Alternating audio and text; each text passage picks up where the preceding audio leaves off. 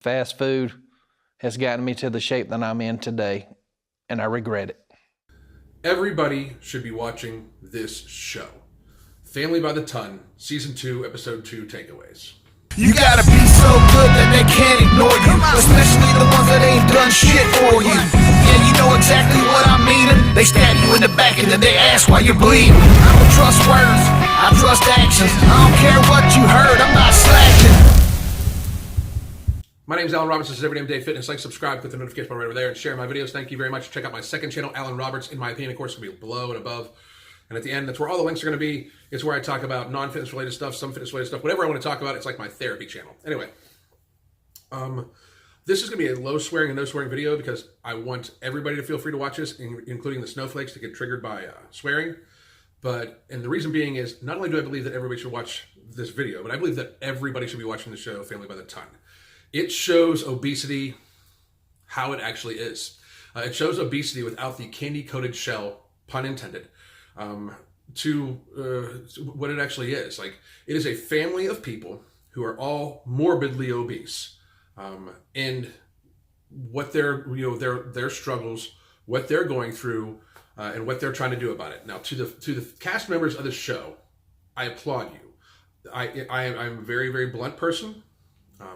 I specialize in helping people lose lots and lots and lots of weight. So I appreciate your efforts, and I truly, truly, truly respect and admire your courage in putting yourselves out there like this, because these people are very, very, very morbidly obese people, very large people. Like Casey, the one gentleman who has to take his baths in a trough that I talked about last week, even said that the one time he went to the gym to start trying to lose weight, and somebody like he's so big that it's like he's an attraction. Like somebody took a picture of him and ran away, to share with their friends and stuff like that. So that's a horrible thing, obviously. But at the same time, at least they see how this is.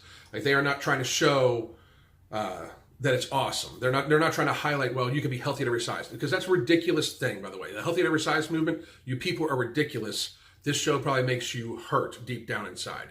I would highly doubt that barely anybody from the Healthy at Every Size movement or Fat Acceptance movement watches this show. I can guarantee you Tess Holliday doesn't watch the show, and if she does, she cries. Very honestly, because it points out what true obesity is like. It points out the health risks factors. It points out that like almost all of them have type 2 diabetes or are going to have type 2 diabetes.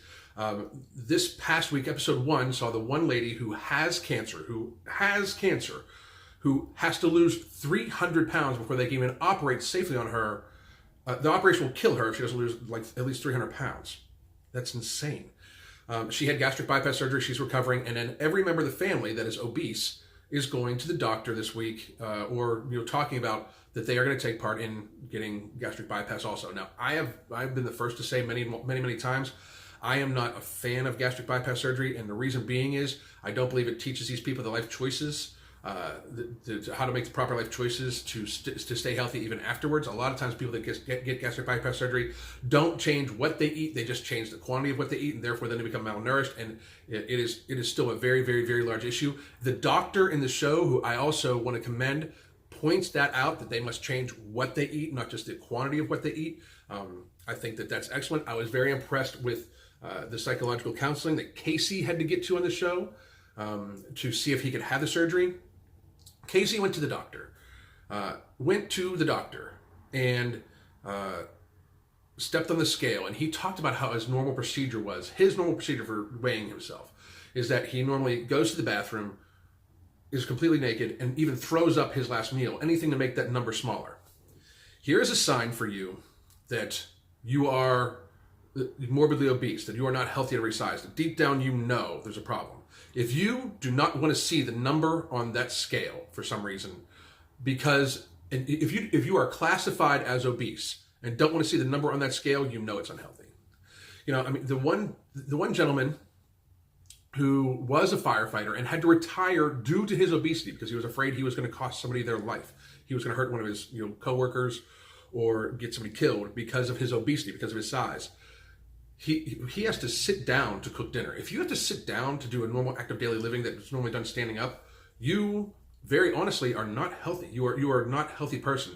If you cannot put your socks on easily. If you have an issue, if because of your size you can't put your socks and shoes on comfortably, or you have to have somebody help you do it, you are not healthy. There's no such thing as healthy at every size. That is just a lie. You can be any size and unhealthy. You can be rail thin and unhealthy. You can even be an athlete and be unhealthy. Just to be real, you can be completely muscled out bodybuilder and be unhealthy. But if you are morbidly obese, you are not healthy. They all talk about knee problems. They all talk about back problems. They all talk about the issues of the danger of them, slipping and falling. The doctor pointed out to Casey that he's going to die soon unless he loses weight. Going to die. And he is 700 pounds, granted. But people can get from 300 pounds to 700 pounds much easier than what they think. And it was pointed out by the doctor. The doctor talked about immobility. Basically, the less you move around and the more you eat, the more weight you're going to gain, because that's just physics. It's just reality. And the less mobile you get, if you can't move and you just eat, you are just going to gain weight. Your body is not, you're going to lose skeletal muscle. Your bones will lose density. You will not be able to function. You will not be able to move. You are literally imprisoning yourself in your fat. That's what you're doing. This show is amazing. This show, like I said, I wish this show, no offense to TLC, but TLC, I wish this show was on NBC. I wish this show was shown on every network. This show is the type of show that needs to be seen in our country as much as possible, because we do have people that are, we are fatter than ever as a country. And we do have people that are trying to say it is okay. It is not okay. It is absolutely not okay to just allow yourself to get to 300-400 pounds. And that is the issue. When people say, eat what you want to eat, listen to your food cues, listen to your cravings, it is okay to be big, fat and beautiful, blah, blah, blah. And I'm not saying you're not beautiful people. I'm not saying you're not beautiful people. I'm not saying you can't be beautiful and be fat. I'm saying you're unhealthy if you're obese. I'm saying you're unhealthy. And that's just fact. We're trying to rewrite facts about literally physiology just so we don't hurt people's feelings. And I'd rather hurt somebody's feelings and have them live than pander to them and watch them die. And that's how I think this show portrays it. We are not pandering to their feelings. We may be even putting them in a spotlight. They are putting themselves in a spotlight that is probably very difficult emotionally for them to be in. And hopefully they're doing it. Hopefully it will help some people wake up and realize that healthy at every size is a lie. And that's just my 2 cents in the matter. My name is Alan Roberts. Hit me up on Instagram at Everydamn Day Fitness. Hit me up on Twitter at Everyday Fit. I'm also on Facebook at Everydamn Day Fitness. And on my internet at everydamndayfitness.net. God damn.